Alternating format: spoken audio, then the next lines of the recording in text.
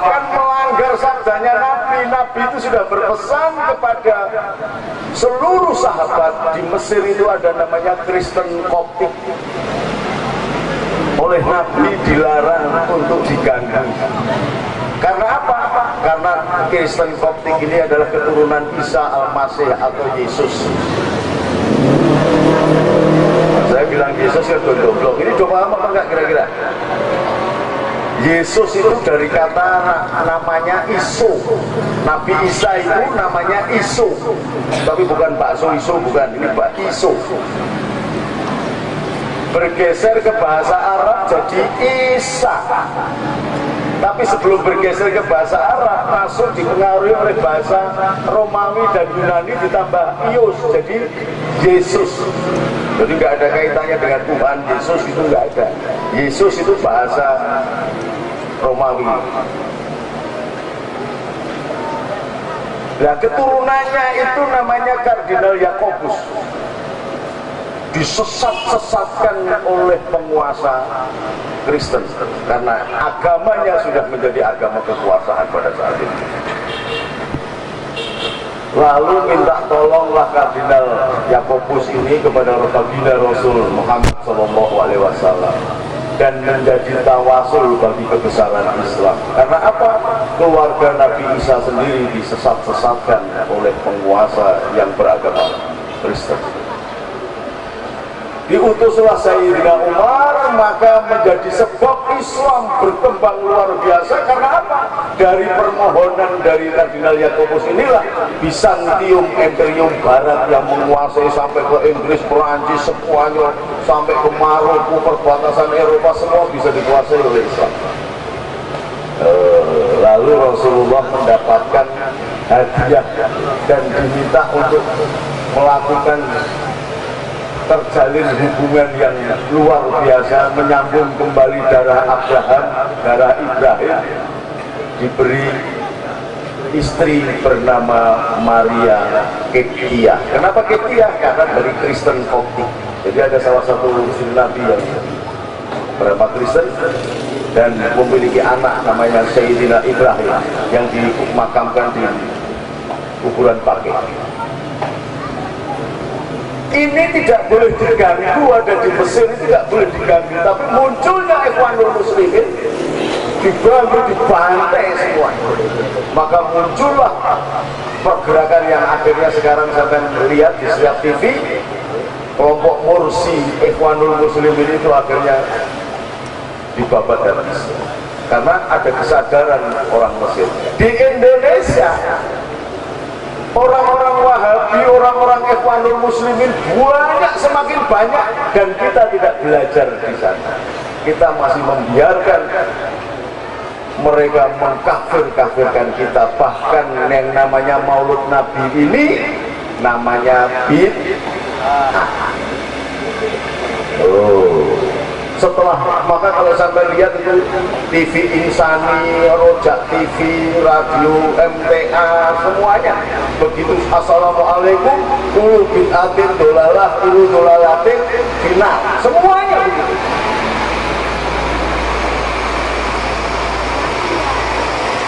Dan ini maulidan begini ini dianggap bid'ah. Nah, sekarang mulai kita ngaji. Mauludan dianggap bid'ah, baca berjanji dianggap bid'ah, burdah bid'ah, tahlilan bid'ah, apa lagi? Baca manakib bid'ah, yasinan bid'ah. Itu caranya untuk menghancurkan umat Islam.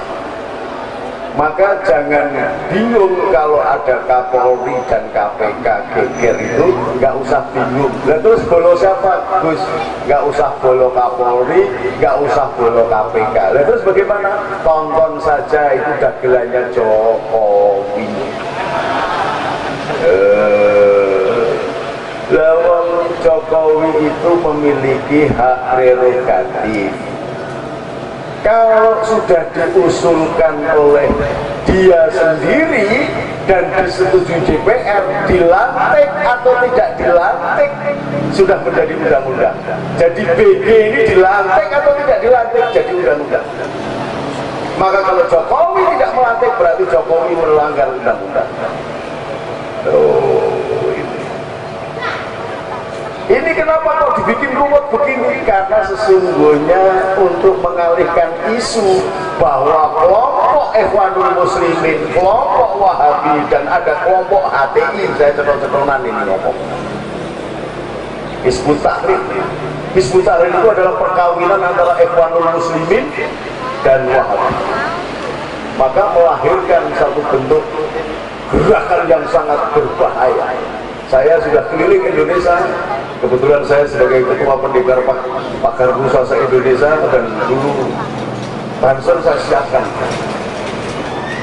Kalau sampai di sini dominan, ada habib-habib banyak, nggak ada yang berani dominan, tapi di daerah-daerah, wah. Hizbut Tahrir itu adalah perkawinan antara Wahabi dan Ikhwanul Muslimin. Bapak Kiai, mohon maaf. Kita minta kepada guru kita untuk menyampaikan tentang sejarah Nabi Muhammad. Kita minta sekali lagi dengan penuh hormat buat guru kita. Tenang, tenang. Duduk. Duduk.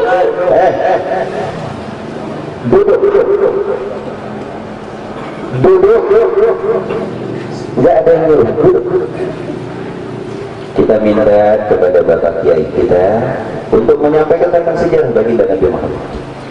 Kita minta jangan kritik sana, jangan kritik sini. Lebih baik apa yang lebih manfaat buat umat Nabi dan anak-anak muda, sehingga tidak terusik jiwa-jiwa umat muslimin dan otak-otak umat muslimin yang tidak terubah.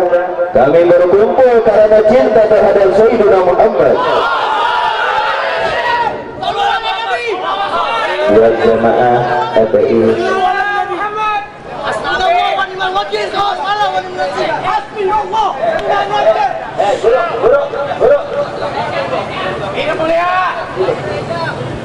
buat jemaah FPI, mau diwakilin kanan,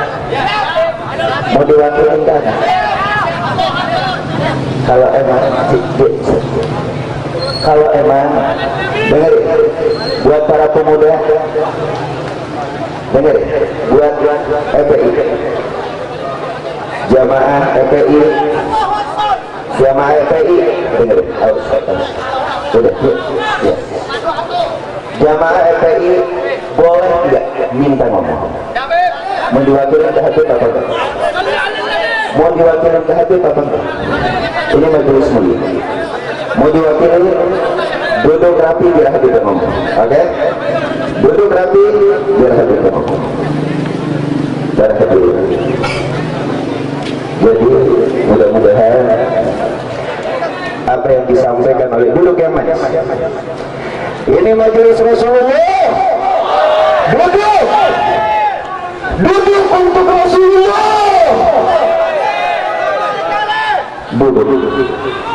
Duduk dengan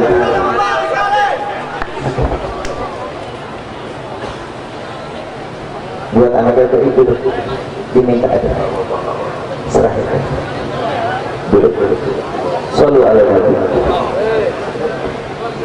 Buat Bapak Ustadz kita, terima kasih atas ceramahnya. Mudah-mudahan bermanfaat. Kita doakan mudah-mudahan selamat dan panjang umur. Insyaallah. Mau kita selamat bersama ya Nabi. Istirahat. Sambil baca salawat. Bapak Kiai kita istirahat. Ya Rasul. Istirahat.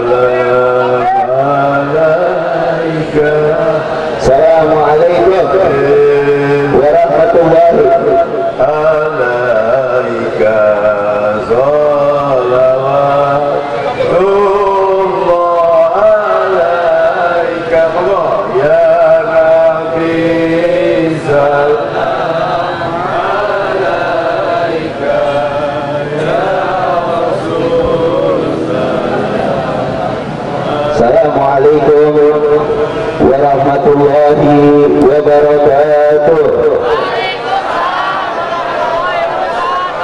Alhamdulillah. Wassalatu wassalamu ala rasulillah.